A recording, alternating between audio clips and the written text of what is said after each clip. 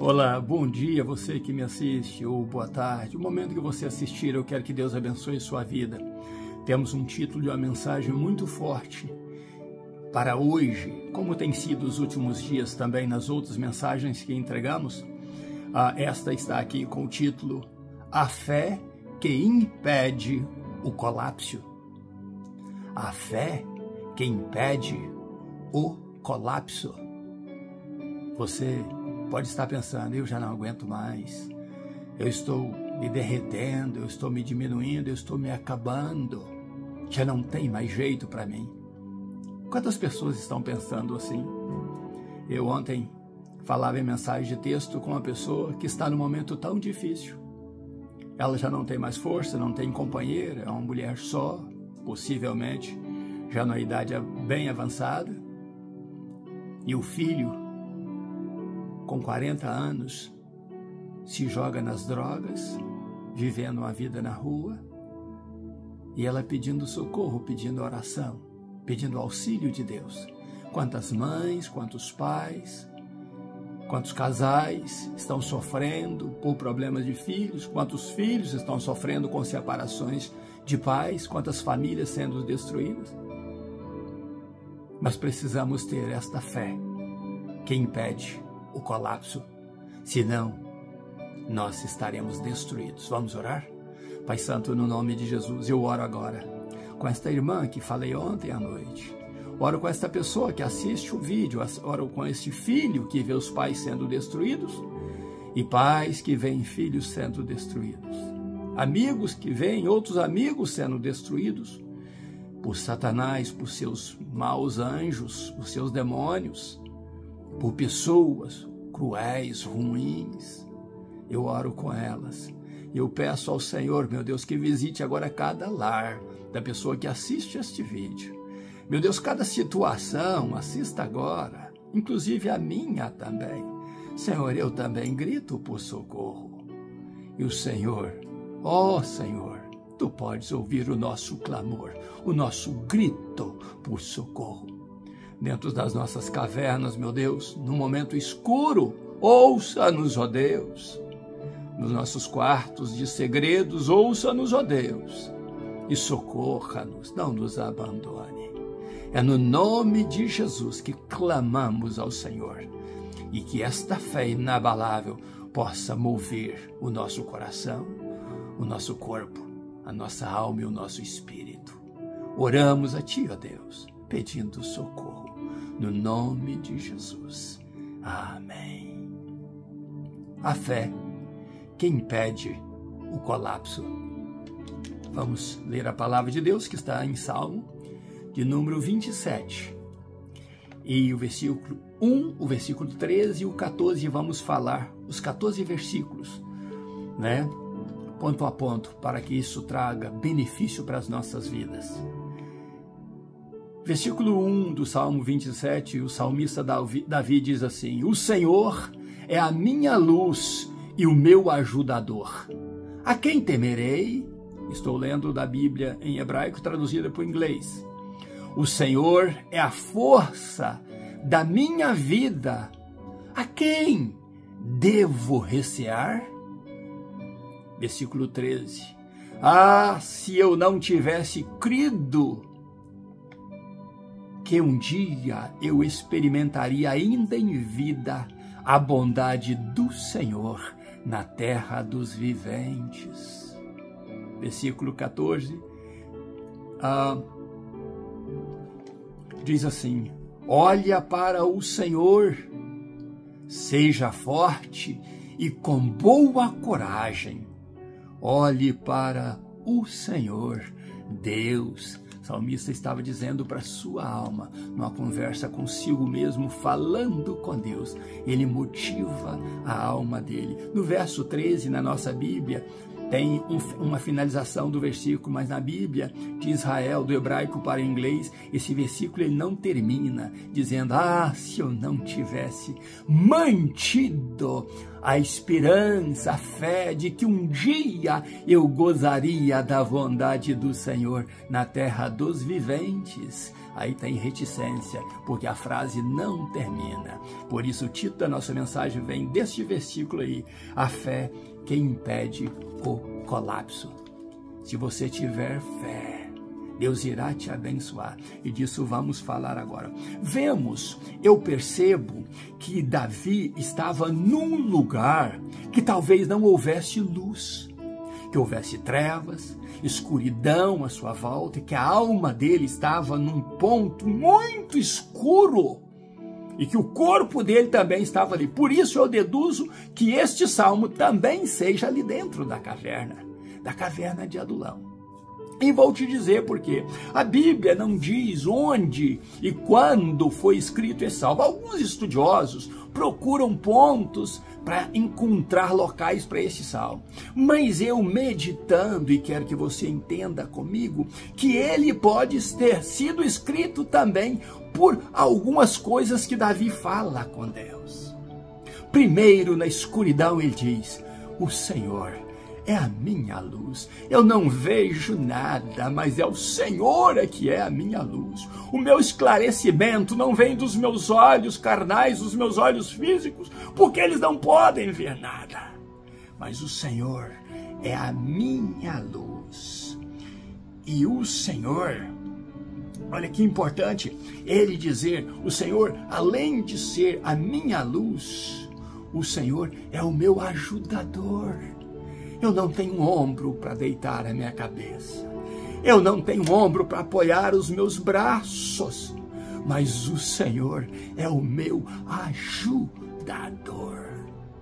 Se o Senhor é o meu ajudador, eu vou me recear de quê e de quem? Perguntava o salmista. E ele discorre esse salmo, dizendo: ele é a minha luz. Eu não preciso temer a nada. Ele tem sido o meu apoio, aquele que eu deito a minha cabeça nos ombros dele. E o salmista, ele diz que este sentimento o faz confiar mais ainda, ter mais fé ainda, porque Deus é o ajudador dele. No versículo 2, ele diz: os malvados tentam me engolir. Esses, movidos pelas trevas, tentam me engolir. Movidos pelo ódio, tentam me engolir. Olha, você não conhece a fúria de Satanás e a fúria dos teus inimigos. Eles querem destruir você, por mais que estejam à sua volta, fingindo que não tem nada contra ti. Eles querem acabar com você. Mas ele diz que o Senhor os faz tropeçar e cair. Quando eles estão quase botando a mão em você, Deus os faz tropeçar e cair. E o salmista diz: nem que um grande exército me cercasse, no versículo 3, eu não temeria, eu não teria pavor, porque eu sempre confiarei em Deus, confiarei de que Ele está comigo. Eu pedi uma coisa ao Senhor, e isso eu colocarei como prioridade da minha vida, que eu possa morar na casa de Deus. Salmista, quando fala isso aí, ele está criando aquela esperança, porque Jerusalém é o local, a cidade de Deus. Ali era a casa de Deus, onde depois veio a ter o templo. E o Davi, né, o salmista, fala exatamente isso. Eu vou colocar prioridade nesta minha fé, que eu vá habitar, morar na casa de Deus, por toda a minha vida, e contemplar a beleza do Senhor. E aí vem a confirmação desse pedido dele, e ele diz: e frequentar habitar o seu templo. Então Davi está falando aí profeticamente de Jerusalém.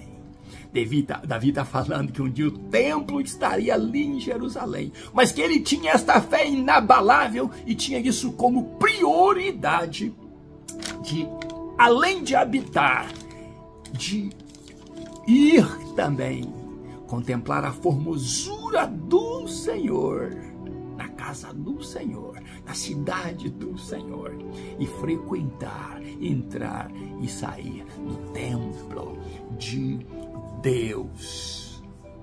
O verso 5 diz que nos dias difíceis, quando a morte tenta tragar você, Deus te esconderá no seu lugar seguro, no seu lugar secreto. Ele irá guardar você no momento em que você perceber que não tem mais escapatória. Ele guardará você na sua tenda. E além disso, de te guardar no lugar secreto dele, ele te transportará para o topo, para o alto de uma rocha. E o salmista diz: e então a minha cabeça estará levantada acima dos meus inimigos. Ele diz: agora tenho a minha cabeça levantada acima dos meus inimigos. Ele diz no verso 6 que tem a cabeça dele levantada acima dos seus inimigos, e ele diz: e eu ofereço a ele sacrifício de alegria, eu ofereço a ele cânticos de júbilo e hinos de louvor ao meu Deus. A alma do salmista começa então a sentir uma sensação gostosa. E aí ele pede no versículo 7, escuta, Senhor, quando eu grito, quando eu clamo gritando, quando o meu choro é alto, escuta, Senhor, e tenha misericórdia de mim. E ele pede algo, ele diz: me responda. Só que na nossa meditação passada, o título é exatamente, o grito da caverna, quando Deus responde sem falar. Deus não fala. Deus escuta o clamor de Davi e Deus não fala. E assim, meu irmão e minha irmã, é com você e comigo também. Às vezes Deus escuta, mas não fala. Ele responde com ações imediatas, mas responde. E ele pede isso a Deus, que o responda. O salmista parece que fala igual Jó falou. O salmista justifica uma das suas atitudes. E ele diz no verso 8, e quando o Senhor me ordenou que buscasse a tua face, o meu coração respondeu ao Senhor. Sim, Senhor, eu buscarei a tua face. Olha que maravilha. O salmista podendo dizer a Deus: o Senhor me exigiu algo, e com o meu coração eu dei ao Senhor uma resposta positiva. Eu buscarei, sim, Senhor, a tua face. No verso 9 ele diz: não esconda a tua face de mim, já que eu a busco, estou buscando agora. Não esconda a tua face de mim. Não desconfie do teu servo e venha irar-se contra o teu servo, diz o salmista. O Senhor tem sido o meu ajudador. Não me esqueça, não me abandone, ó meu libertador. O salmista está chorando, gritando: não se ire contra mim. Não caia a desconfiança do Senhor sobre o teu servo. Eu falo com o meu coração. Tu és o meu ajudador. Escuta-me e não me abandone, ó meu libertador. Tem momento na tua vida que você precisa gritar isso para Deus. Eu não tenho outro a quem recorrer. Eu não tenho outro meio além de ti. Eu não tenho nada mais por mim. Não me abandone, meu libertador. Versículo 10, ele fala uma coisa muito forte. O salmista estava se sentindo totalmente desfamiliarizado, só. Primeiro ele sai da família, do seio da família, para ir para o palácio. Vence um gigante para entrar no palácio. Entra no palácio e ali começa a perseguição e o sofrimento dele. E então ele perde o convívio com os pais, com os irmãos, e começa a se sentir abandonado pela família. Mas ele tem o seu refúgio em Deus. E ele diz: caso eu seja abandonado pelo meu pai e pela minha mãe, ó Senhor, abrace a minha alma. Abraça-me, meu Deus. Caso esse sentimento que eu estou tendo agora venha a aflorar. Davi numa caverna, sem ver família. O amigo que ele tinha, que era como irmão Jonatas, também já não pode ver mais.